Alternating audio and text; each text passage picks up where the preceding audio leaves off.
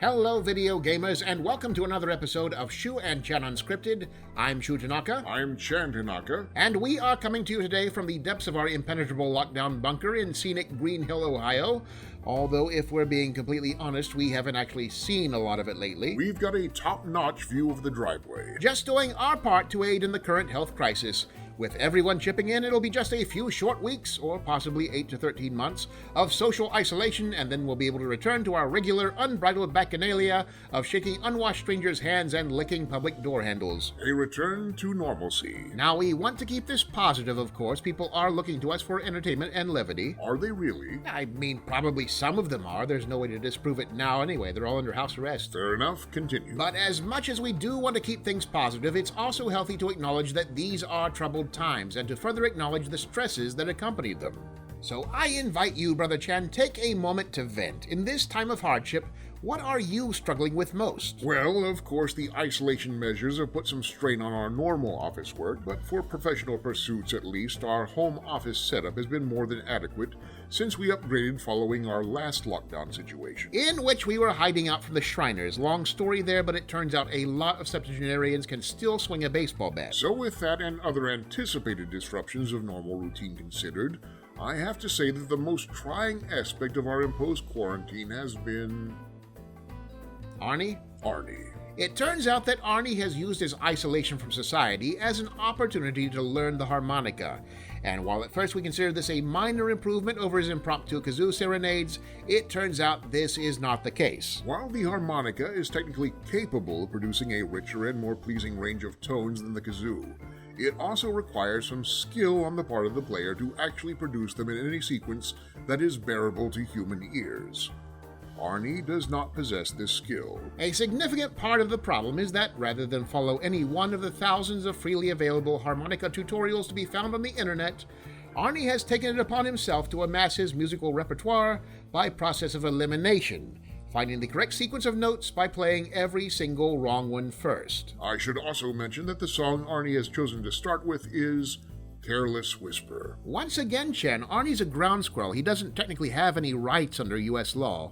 This could all stop very quickly. I already said no, brother. It's not our way. It's not like he'd be dead, just very quiet. We'll discuss this later. For now, let's turn our attention to industry news. Yes, and maybe we can all look forward to a day when industry news and viral outbreak news have their own separate categories again. Unfortunately, today is not that day. Frankly, where do we begin? E3 has been canceled outright to be replaced by a video showcase. Sony is slowing download speeds to ease network congestion while everyone's stuck at home. Numerous physical game releases are being delayed due to manufacturing slowdowns. Fallout 76's Wastelanders overhaul has been delayed again. Half-Life Alyx came out on time, but many of the VR headsets required to play it aren't currently available due to manufacturing slowdowns. It's basically just the first 30 pages of the novelization of the Apocalypse. That's a bit bleak, brother.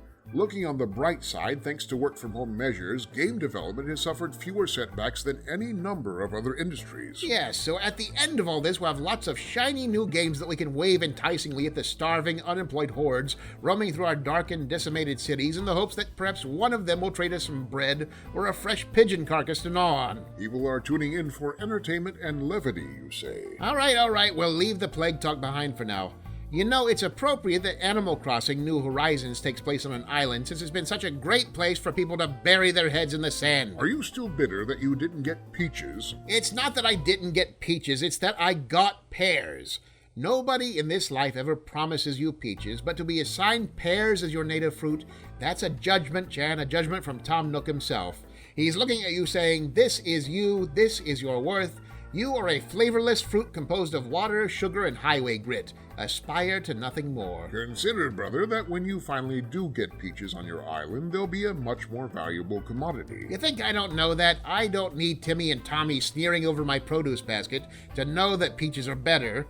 All the differing exchange rates do is confirm my assertion that compared to literally any other fruit, pears are worthless. That's hardly true, brother. Remember, on every island where they're not native, pears are a premium import. You could be sitting on a potential fortune in the fruit export business. Well, I suppose that's true. One man's trash is another man's treasure, after all. Your native fruit, what was it again? Cherries, oranges? It was oranges. You want a bunch of premium pears? No, I've got the one tree. I'm set for life. What else is going on in the gaming industry, brother? Hard to say what qualifies as news right now. It looks like physical copies of Final Fantasy VII Remake have been shipping early, which would have been a big deal back in the ancient world of 3 weeks ago. Square Enix is asking that people refrain from posting spoilers, which is a little unusual. What's the statute of limitations on a 23-year-old plot twist? I imagine they mean remake-specific spoilers, brother. There's a great deal of new content filling up the early portions of the game now that they're going full-on The Hobbit with this remake.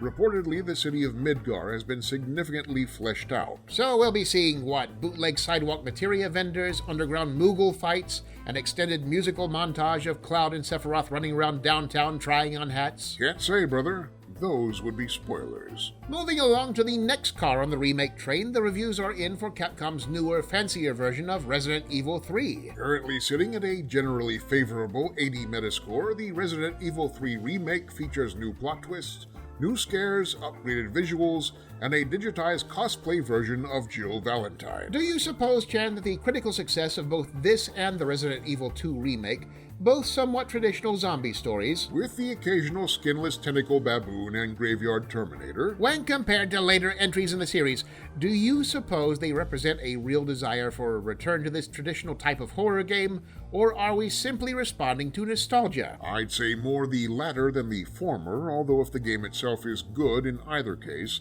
then why belabor it? If it works, it works. Let me ask you though, brother, since you're normally well attuned to cynical brand marketing, does the fact that this entry came out so soon after last year's Resident Evil 2 remake cheapen the experience at all? Should they have let more time pass before releasing it? On the contrary, brother, I think this new version is uniquely suited for our current world situation.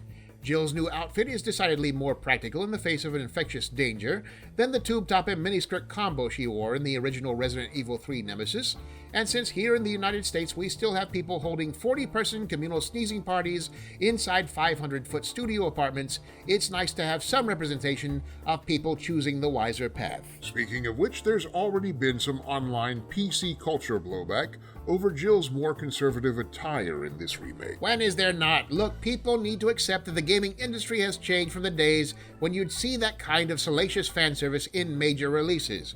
We've grown up, we've matured. Also, there are mods now. Right, she'll be nude within 15 minutes of breaking street date. Just hold your horses, gentlemen. And I suppose that's all the news for the moment. Are we ready for listener questions? I see Arnie standing outside the door holding his mailbag. Is he also holding a harmonica? Not right now. All right then. Having no viable alternative, it looks like it's time again for Arnie's mailbag, where we answer your burning game industry questions. What have you got for us today, Arnie? Well, mail, obviously. I see you found your mailbag again, Arnie. Where was it? Oh, it was in the laundry room. Turns out I'd forgotten it was in there after accidentally upending a whole bottle of Texas Pete brand hot sauce into it last August. I'm afraid I'm already smelling the answer to this one, Arnie, but did you forget your mailbag in the laundry room before or after you actually laundered it? It's on the to-do list. Been a little strapped for time. Still, neither rain nor sleet nor Texas Pete shall stay me from my rounds. Here's the first piece of mail. Make sure you don't touch your eyes after you handle that one. It's spicy. Let's see. The first question is from Drake Conrad, who asks, how come I haven't seen any of your games on store shelves? The endless struggle of the indie developer. It's a constant battle for visibility in a marketplace that strongly favors AAA developers. With a limited marketing budget, even the most innovative release is beset by constant obstacles to effective distribution. Also, we're fictional. That's one of the bigger obstacles, yes. The next question looks to be for you, Arnie. It's from Ballot Boxer, who writes, I want to know Arnie's opinion of the Sonic movie. Oh, don't ask. I came this close to the big time. This one's a bit of a sore spot. As you'll recall, reaction to the original Sonic CG model was extremely negative, which sent the studio scrambling to find a replacement on short notice. Well, as it so happened, Arnie actually got tapped to do a screen test for the role. Yeah, except when I got there, they'd already recast it. Right. Ben Schwartz, of course, was always slated to do the voiceover, but what a lot of people don't know is that the Sonic model that ended up on the screen isn't actually CG.